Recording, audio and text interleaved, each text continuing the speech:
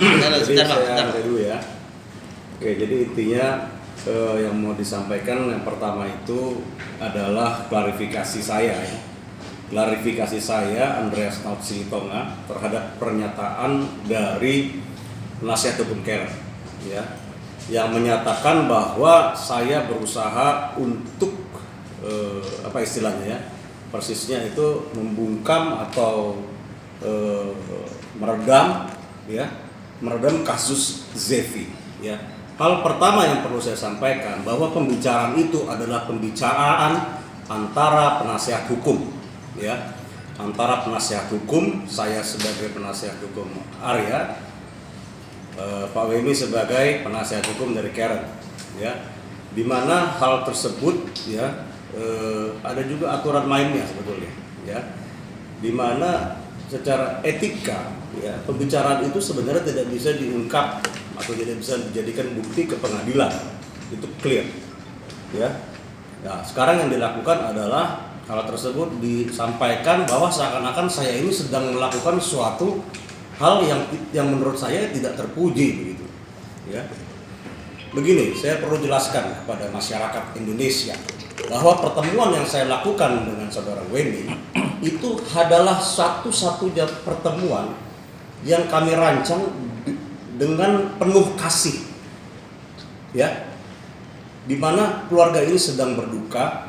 Saya mengundang pengacaranya, saya sampaikan kepada dia bahwa posisi Karen itu sekarang lagi bagus, lagi ada di sini. Posisi Arya sedang ada di sini ya, dengan pemberitaan bahwa seakan-akan Arya ini sudah melakukan pembunuhan kepada putrinya sendiri yang sedang dia perjuangkan ya. Lalu saya bilang apa? Lalu saya bilang bahwa nggak apa-apa kita berhenti di sini ya, nggak apa-apa kita berhenti di sini, kita aja lawyernya salaman di depan media, clear, masalahnya selesai ya. Anda punya laporan polisi pengeroyokan di mana dikatakan bahwa ayah dari Arya itu melakukan penodongan pistol kepada Karen di rumahnya itu ya. Ada laporan polisi di Polrestabes Bandung yang disampaikan bahwa itu dibekap, ada kekerasan fisik ya, di mana kami juga punya laporan polisi bahwa sudah dilakukan pencemaran nama baik, dugaan pencemaran nama baik, nama Marsyanda ditarik-tarik dalam kasus ini, seakan-akan Arya itu berselingkuh dengan Marsyanda. Siapa yang, jadi namanya sudah tercemar orang-orang ini gitu ya. Jadi itu yang saya sampaikan. Udah, kita close aja di sini, kita berdamai di sini. Itu tindakan yang buat saya ya, dari pihak Arya juga sangat mulia begitu. Terus sekarang diputar balik seakan-akan ini mau membungkam, ini mau meredam, apa urusannya? Itu nggak ada sama sekali. Kalau bicaralah dengan jujur ya, bicara dengan jujur apa yang sebenarnya saya sampaikan pada saat itu. Nggak ada yang saya kurang-kurangi sekarang. Ya, saya sangat sedih dengan pemberitaan yang sudah dilakukan bahwa seakan-akan saya ini mau melakukan sesuatu yang keji, gitu loh. Padahal yang saya lakukan adalah berusaha untuk mencari titik temu. Udahlah, kita selesai aja di sini, gitu. Dan mereka itu bukan pelapor di kasus Zevi. Jadi bagaimana saya meminta dia itu untuk meredam, untuk mencabut laporan di kasus Zevi. Saya bukan bicara kasus Zevi. Kasus Zevi sudah dalam proses penyelidikan. Ya, kasus Zevi sudah dilakukan otopsi. Bagaimana meredamnya? Bagaimana saya bisa meminta ya seorang Karen atau penasihat hukumnya untuk meredam sesuatu yang sudah menjadi seperti ini? Gak masuk logika. Gitu loh, saya sedih sekali. Padahal itu sebuah tindakan yang kembali harus saya ulangi. Itu suatu tindakan yang sangat mulia, mengajak damai. Kok jadi membungkam, kok jadi seakan-akan saya ini penjahat gitu. Sedih, saya sangat sedih. Bagaimana cara mereka menangani kasus ini, saya sangat sedih. Ya, saya mau bicara laporan masalah penodongan pistol katanya, ada pasal 170 pengancaman, ya, pengeroyokan. Oke, sebentar lagi mungkin sudah ada hasilnya, saya doakan yang terbaik buat para pihak. Ya, buat para pihak loh. Ini baik pelapor maupun terlapor itu adalah pencari keadilan. Jadi bukan hanya Karen sebagai pelapor, setelah sebagai terlapor pun mencari keadilan. Bagaimana dengan status saya yang dilaporkan ini? Bener nggak saya melakukan itu, gitu loh. Ya, jadi itu yang pertama yang perlu saya sampaikan. Saya sangat menyayangkan statement-statement yang menyudutkan, padahal situasinya seperti yang saya bilang sekarang. Ya, itulah yang terjadi sebenarnya. Jadi saya tidak mau terlalu jauh lagi, ya. Untuk melakukan klarifikasi terhadap hal tersebut, karena sekarang ini sudah menjadi ya buat saya itu udah lewat lah. Saya masih bisa memahami mungkin ini adalah salah satu strategi untuk mengambil hati masyarakat atau apapun. Cuman yang bisa saya sampaikan, kejadian yang sebenarnya adalah saya ingin menyelesaikan permasalahan ini secara kekeluargaan. Namun apa yang saya dapatkan, saya disebut bodoh juga. Saya disebut bodoh, ya kan? Ya, jadi marilah kita pada tempatnya lah kita tempatkan, ya. Posisinya saya sebagai kuasa hukum, Pak Wemi sebagai kuasa hukum, Karen sebagai satu sisi sebagai pelapor, nanti juga ada laporan, ya. Karena pada saat mereka menyatakan bahwa Arya sudah dirawat di rumah sakit jiwa selama 4 tahun, dan itu bukan cuma satu orang yang bilang, bukan cuma Karen, ayahnya juga, terus ya banyak pihak lah. Mereka itu harus bisa mempertanggungjawabkan hal tersebut. Ya, 4 tahun loh, tuduhan yang sangat mengerikan loh, dan yang sangat mudah untuk dibuktikan secara terbalik. Kalau misalnya itu tidak ada bukti mereka bahwa itu 4 tahun, itu sudah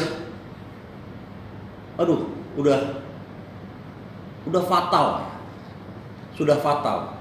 Menyebutkan hal tersebut di muka publik bahwa dia sudah dihukum 4 tahun. Bagaimana dampaknya? Ya, orang yang sudah dikatakan dirawat di 4 tahun, bagaimana orang itu mau mendapat kesempatan untuk bekerja? Siapa yang mau mempekerjakan dia misalnya? Misalnya itu cuma salah satu contoh. Ya. Kalau kemarin-kemarin oke lah, saya masih bisa pahami bahwa hal tersebut mungkin untuk dalam rangka memperebutkan anak. Sekarang posisinya sudah berubah, anak sudah meninggal. Ini tidak ada yang kita inginkan. Ini suatu yang di luar dari kehendak manusia. Ya, anak itu sudah tidak ada. Makanya itu saya datang kepada pengacaranya, kepada Karen, menawarkan udahlah kita aja yang salaman. Kita aja yang salaman, cabut laporan polisi semua, selesai masalahnya. Ya, jadi sama sekali bukan seperti hal tersebut yang disampaikan oleh pengacaranya. Dan saya sangat sedih dengan tuduhan-tuduhan yang memojokkan seperti itu. Ya. Nah, kemudian sekarang bergulir lagi, ya. Arya sudah ditetapkan sebagai tersangka, ya, di Polrestabes Bandung. Ya, saya tadi ditanya wartawan, saya juga sudah baca beritanya di Detik, ya. Nah, intinya saya mau sampaikan begini. Hal tersebut adalah laporan yang dibuat oleh Karen terhadap Arya mengenai KDRT. Hal pertama yang saya pertanyakan, ini saya masih ada beritanya, ya. Saya cuplikan dari kompas.com, ini kutipan laporan di Polrestabes Bandung KDRT. Saya dibimbing, saya disekap sampai sesak napas, dan dia bawa anak saya pergi. Ya sudah, saya langsung lapor polisi karena saya punya hak. Saya nggak tahu yang dilaporkan Karen itu apa di Polrestabes. Cuman kalau saya baca ini seakan-akan adalah kekerasan fisik, ya, kekerasan fisik.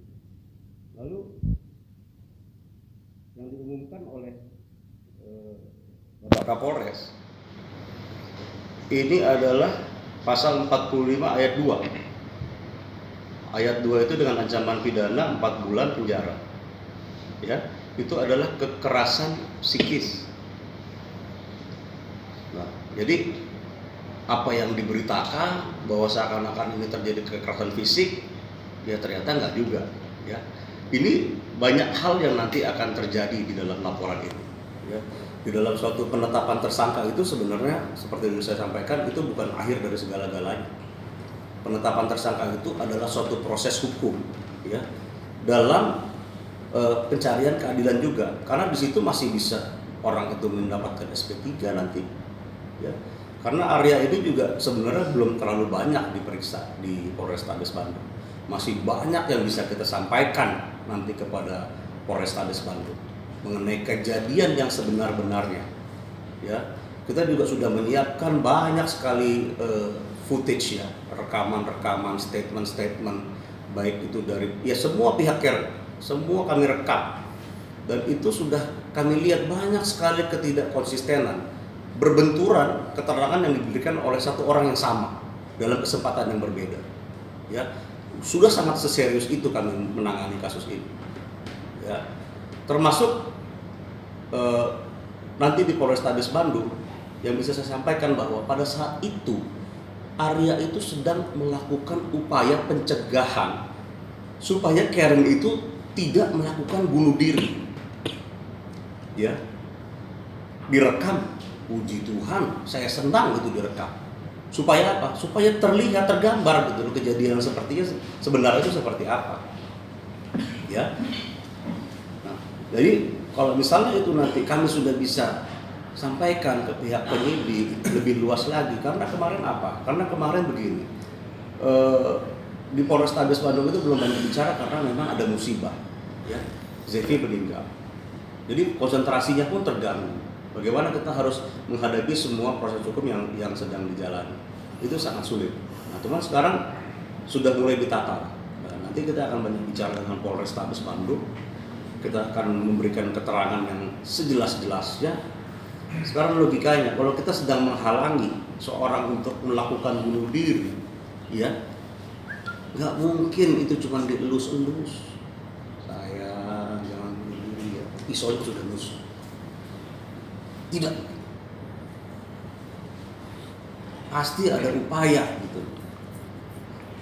Ada upaya yang seimbang, ya. Upaya yang seimbang supaya hal tersebut tidak terjadi, ya. Begitu loh. Jadi kalau misalnya direkam, saya sangat senang. Itu akan terlihat nanti bagaimana kejadian yang sebenar-benar itu akan terlihat. Ya, saya ulangi lagi, tidak mungkin kita melakukan pencegahan orang bunuh diri itu dengan harus seimbang lah, simpelnya. Itu yang paling mudah dicerna.